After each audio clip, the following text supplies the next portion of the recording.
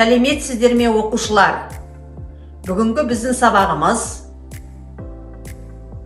жаратылыстану пәні. Сабақтың тақырыбы Архимед заңы қалай ашылды? Бөлім күш және қозғалыс. Бүгінгі сабақта Архимед заңы қалай ашылды? Кері итеруші күш деген не? Бүгінгі сабақта Архимед туралы аңызбен танысамыз. Судағы әртүрлі денелердегі әсер ететін Архимед күшін бақылайсыңдар.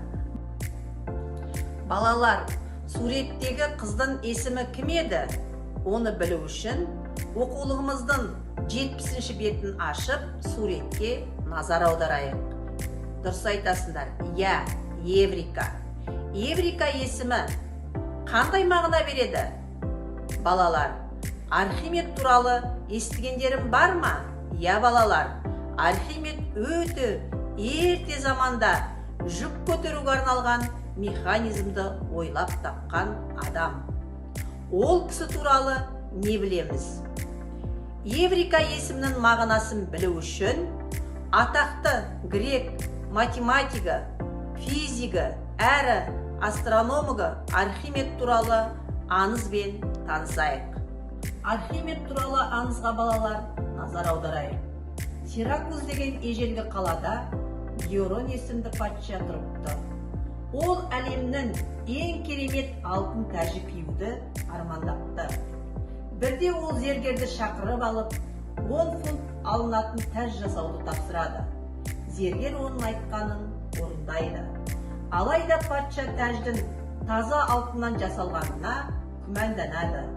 Ол дереу Архимедке тәждің құрамында күміс қоспасы бар жоқтығын тексеруді тапсырады. Архимед қанша ойланса да, мұның шешімін таппайды. Бір күні Архимед ваннаға түспек болып, оны ернеуіне дейін толтырады. Ол суға отырған кезде судың біразы сыртқа шығып төгіледі. Бұл жағдай оны мазалап жүрген сұрақтың шешімін тауып береді. Архимед қуанғаннан Еврика, Еврика деп дауысын шығарып қуанады. Яғни, Еврика сөзі таптым деген мағынаны береді. Оқушылар, мына видеоны тамашалайық. Архимед ең бірінші болып таза алтын құймасы сол көлемдегі судан 19,3 есе ауыр болатынын байқаған. Бұл алтынның тығыздығы судың тығыздығынан 19,3 есе көп екендігін көрсетеді. Бұл тәж жасалынған материалдың тығыздығы алтынның тығыздығына сәйкес келе ме, жоқ па деген сауалды анықтау үшін жеткілікті болды. Тәждің массасын табу оңай болғанымен, оның көлемін анықтау әлдеқайда қиынға соқты. Оның шешуін Архимед ваннада шомылып жатқан кезде тапты. Және оның қатты толғаныста болғандығы соншама, ваннадан секіріп, Еврика, мен оны таптым деп айғайлап жүгірген. Бұл тұжырым тәждің ауадағы және судағы салмақтармен байланысты болды. Осы екі салмақтың айырмашылығы тәж ығыстырған судың салмағына тең. Егер ол судың салмағы мен тығыздығын білсе, ығыстырылған судың көлемін, яғни оған тең тәждің көлемін табар еді. Осының бәрін білсе, оған тәжді жасауға арналған материалдың тығыздығын табуда оңай болатын. Енді мына тәжірибеге назар аударайық. Стақанға су құйып аламыз. Енді осыған көлемі бірдей 5 түрлі шар аламыз. Осы 5 түрлі шарды суға батыру арқылы бірінші саламыз. Міне судың көлемі бірінші белгілеп аламыз. Маркермен белгілеп қоямыз. Енді екінші шарды саламыз. Екінші шарды салғанда су тағы да кішкене көтеріледі. Одан кейін үшінші шарды саламыз. Үшінші шарды салғанда тағы да өзгеріс пайда болады. Төртінші шарды саламыз. Тағы да өзгерісті көріп тұрсыздар. Бесінші шарды салғанда судың деңгейі көтеріледі. Осы кезде шарлардың көлемі бірдей болғандықтан дәл сондай көлемдегі су ығысып шығады. Тәжірибе жасай отырып, байқағандарыңыздай, көлемі бірдей зат болатын болса, дәл сондай көлемдегі су ығысып шығады. Сұрақты тап әдісі арқылы тәжірибе жасаймыз. Ойлан, неге барлық денелер ауырлық күшінен суға батып кетпейді? Осы сұрақтың жауабын алу үшін тәжірибе жасап анықтаймыз. Тәжірибеге назар аударайық. Бірінші стақанға шеге саламыз. Шегеміз батып кетті. Екінші стақанға ағаш саламыз. Үшінші стақанға қауырсын саламыз. Енді осыдан не байқадыңдар, оқушылар? Қараймыз. Стақанға бірінші салған шегеміз батып кетті. Бұл жерде ауа бар. Ал екінші стақандағы мен үшінші стақандағы ағаш пен қауырсын батпады. Себебі бұл жерде ауа жоқ. Ауа болмағандықтан судың бетінде қалқып тұр. Енді егерде мына қауырсынды әбден суға батырып, су қылып, әбден су бойына сіңгеннен кейін батырсақ, қауырсын батып кетеді. Неге? Өйткені қауырсынның бойындағы ауа болмағандықтан қауырсын да суға барлық денесімен батып кетті.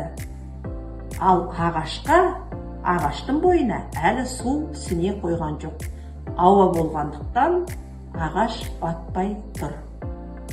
Оқушылар, есте сақтап алайық. Суға батырылған дененің көлемі қандай болса, дәл сондай көлемдегі су ағысып шығады. Оқушылар, оқулықтарындағы суретке назар аударайық. Біз суреттен не байқап тұрмыз? Ақылды қарға. Яғни, ақылды қарға да Архимед заңын қалай қолданып жатыр? Бұл заңды сен қалай қолданар едің? Кәні тәжірибе жасау арқылы байқайық. Мына жерде міне құмыраны көріп тұрсыңдар, иә? Енді осы құмырадан ақылды қарға суды қалай ішеді? Соған назар аударайық. Біріншіден, бір тасты салам, су кішкене көтеріледі. Екінші тасты қарға салған кезде тағы да су ернесіне кішкене келеді. Үшінші тасты салған кезде су төгіледі. Яғни қарға ойлаған мақсатына жетіп, осы құмырадан су ішеді. Оқушылар, бер қараймыз. Есте сақтап аламыз. Суға батырылған дененің көлемі қандай болса, дәл сондай көлемдегі су ағысып шығады. Оқушылар, сабағымызды бекіту мақсатында Word-Wall қосымшасы арқылы кері итеруші күшті ашқан ғалымды табуымыз керек.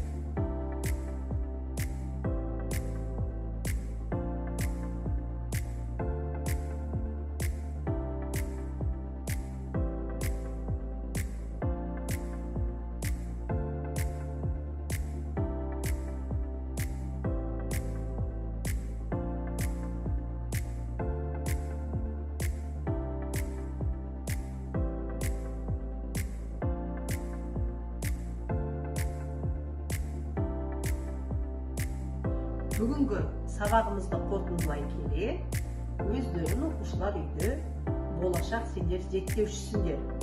Кім болашақ зерттеуші болғысы керек екен? Тәжірибе жасаңдар. Пластик ыдыс алыңдар. Ыдыстың аузына 4 сантиметр қалғанша су құйыңдар.